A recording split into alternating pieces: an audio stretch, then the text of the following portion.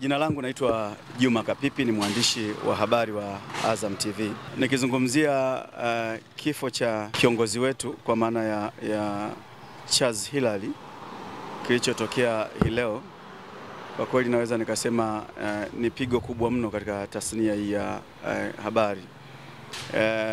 Hasa nikimzungumzia kwa mimi binafsi, mimi mwenyewe ni mtu ambaye kwanza alikuwa ni role model wangu, lakini pia amekuwa ni mtu ambaye hata kwa wengine wamekuwa wakifuata nyendo zake kwa kiwango kikubwa sana. Charles naweza nikasema kwangu ni baba, kiongozi, mjomba na mwalimu pia. Ukiangalia hata namna ambavyo mimi kujiunga na Azam TV, miongoni mwa watu ambao walionifanyia interview kwa maana ya kuangalia uwezo wangu pia ni pamoja na yeye. Alikuwa yeye pamoja na Kaijage, watu ambao nilikutana nao siku hiyo ya interview, na tukiwa watu wengi sana ambao tulifanyiwa interview Kigoma, watu takribani wamekoa kama 2 ama 3 hivi. Nilipoingia kwenye chumba cha interview, sikuwahi kuonana na Charles, ndo mara yangu ya kwanza siku hiyo, na nikawa mbele ya meza yake akinihoji maswali kadhaa ya kwa nini nahitaji kwenda kujiunga na Azam TV. Lakini nishukuru maswali ambayo aliniuliza yalikuwa magumu, nilienda nayo vizuri kwa namna ambavyo niweza kujibu kwa ufasaha na hata kufikia hatua kwanza yeye mwenyewe binafsi alinikubali na kuona kwamba ninaweza kwenda kujiunga na timu yao ili niweze kufanya kazi nao pamoja. Ni jambo ambalo kwanza nilishukuru kwa mtu kama yule ambaye mimi niliamini kwamba na mimi pengine na uchanga wangu kwenye tasnia ningeweza pengine baadaye kuja kuwa kama yeye, kwa sababu nilikuwa namuiga vitu vingi. Lakini sasa siku ambayo nimekuja kukutana naye na ndio mtu ambaye alikuwa ananifanyia interview na kuhakikisha kwamba wamenipitisha, nilijua kwamba anaona nina kitu. Lakini baada ya hapo nianza kufanya kazi naye. Amenituma kazi nyingi na amekuwa akinirekebisha mambo mengi. Mwanzoni karibu kila kitu alichokuwa akinituma nilivyokuwa najaribu kufanya, ananiambia umekosea. Ni kitu ambacho nilikuwa najaribu kuona sasa namna gani naweza nikafikia hatua hasa ya kufanya kile ambacho anachoona mimi kwake kwamba kinafaa. Tulienda naye hivyo na ninashukuru Mungu kwa yale alikuwa akinielekeza. Charles amenielekeza mambo mengi. Ni mwalimu kwangu, amefanya mambo mengi na kunijenga kikazi, na kwa kweli naweza nikasema kwangu mimi ni pigo kubwa mno. Niliona kile ambacho alichokuwa kinielekeza mpaka kufikia hii leo ndio kinanipa manufaa makubwa. Naweza nikasema kwamba manufaa ya kiutendaji katika kazi katika tasnia hii sehemu kubwa imetokana na mkono wake yeye.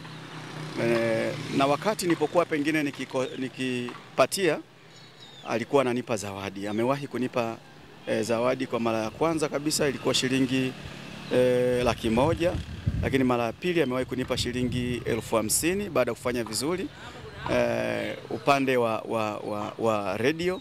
Lakini akaniita akaniambia kwamba hata TV pia nimeona unafanya vizuri, lakini kuna sehemu inataka marekebisho. Marekebisho alikuwa wapi? Kwa sehemu kubwa Charles kwa Azam TV tunaweza tukasema ni mwalimu, alikuwa ni mwalimu wa Kiswahili fasaha, kwa sababu kila jambo tulilokuwa tukilifanya alikuwa ni mstari wa mbele kuturekebisha hasa kwenye Kiswahili. Na anapokurekebisha unajua kabisa kwamba kweli hapa na mimi nilikuwa nimekosea. Kwa hivyo mimi binafsi nilikuwa natamani karibu kila leo, hasa anapokuwa news anchor yeye wakati huo kwenye TV, nilikuwa natamani siku hiyo anasoma taarifa habari yeye, basi na mimi story yangu iwemo. Kwanza najisikia raha ninapoona kwamba anasoma tuseme paragraph ya kwanza, kwa maana ya kitaalamu unasema intro, anaisoma, alafu mimi anakuja kunikaribisha ili niweze kuendelea na para ya pili na hatimaye kukamilisha story yangu. Nilikuwa naona kwamba najisikia furaha sana. Ni mtu ambaye kwanza nimeanza kuwa nikimfeel toka nikiwa mdogo. Sasa hatimaye nakuja kufanya naye kazi pamoja. Nilikuwa kwa kweli nafurahi sana. Chaz naweza nikasema ni pigo. Hata kama alikuwa tayari amekwisha ondoka Azam, na akiwa huko Ikulu ya Zanzibar, kwa kweli binafsi hata nikifungua simu yangu hapa utaona message alizokuwa akiniandikia, ananielekeza kwamba hiki nilichokifanya ningefanya hivi, ningefanya vile, lakini pia kunipongeza mara kwa mara. Story ya mwisho yeye kunipigia simu ilikuwa ni story inayohusu meneja wa Gipsa Tabora, baada ya kufanya makosa na kutumbuliwa na mkuu wa mkoa kwa maana ya RC Chacha. Siku hiyo nilipokwenda hewani na story hiyo, Chaz alipiga simu akaniuliza vitu vingi, lakini akaniambia, bwana, umefanya story moja nzuri ambayo kwa namna ambavyo niona, yani inanifanya nifurahi kwanza kuiangalia, alafu na namna ambavyo ulivyoweza kufanya zile drama zilizokuwa zikijitokeza za pale wakati tuna rekodi ile mazungumzo yale kati ya mkuu wa mkoa na huyo meneja wa Gipsa. Sema umefanya kitu kimoja kilikuwa kizuri, kinamfanya mtu hata yani enjoy kuendelea kuangalia, japo kuna kitu watu wanajifunza kutokana na hicho. Lakini kikweli niseme tu Chaz ameniuma sana. Chaz alikuwa akinipigia simu karibu muda mwingi, hata akiniuliza tu habari za Tabora, akinitania maendeleo ya Tabora kuhusiana na rasilimali zilizopo, asali, maziwa, kwa maana ya mifugo, ufugaji wa nyuki, ufugaji wa mifugo mingine kama ng'ombe na kadhalika. Kwa kinitania pia akinieleza asili ya chakula fulani hivi cha Tabora huku kinaitwa matobora, kilichotokana na jina hili la Tabora. Vitu vingi kwa kinitania, ni hata nikifumba macho hivi nahisi kama ni sauti yake naisikia pia, pengine ananitania kuhusiana na hicho kitu. Ananiambia karibu kila leo kwamba natarajia kuona story nyingi, makala nyingi kutoka kwako, na kuona sasa umeimprove, umekuwa ni mtu ambaye yeye anasema na enjoy kukuona, na enjoy kusikia story zako. Kwa kweli ni pigo kwangu mimi, ni pigo kubwa sana, na nitamkumbuka kwa mengi Chaz, mengi mno. Tunaweza kusema ni alama tumepoteza kwa Tanzania.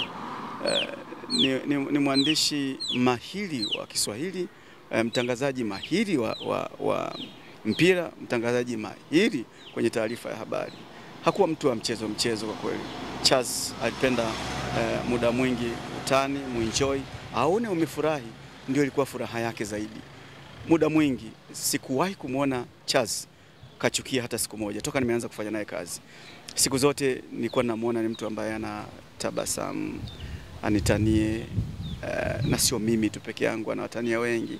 Anawatania pia kina Ivona ambaye alikuwa akifanya naye news, kwa maana kwenye bulletin, lakini pia kuna vipindi vyake ambavyo kwa akifanya sawa, wapiga picha ambao wanakwenda kumpiga picha yeye wakati anafanya mahojiano, walikuwa nao pia wanaenjoy kwa sababu ana maneno fulani hivi ambao unaenjoy wakati anapokuambia, anakufanya yani ujisikie uone kazi ni rahisi sana, wala usione kazi ngumu. Lakini alikuwa ni mtu ambaye anataka kazi yenye ufanisi wa hali ya juu, sio kazi ya lele mama tu. Alikuwa kwanza anakuambia kwamba story, unapokuwa unaandika story na hata kufikia hatua umetengeneza story ambayo inatakiwa kwenda hewani, sio umfanye yule mtazamaji aliyoko sebureni naye aanze yani unaposoma para ya kwanza, para ya pili naye aweze kuitengeneza ya kwake akiwa amekaa sebureni. Mpe kitu kipya,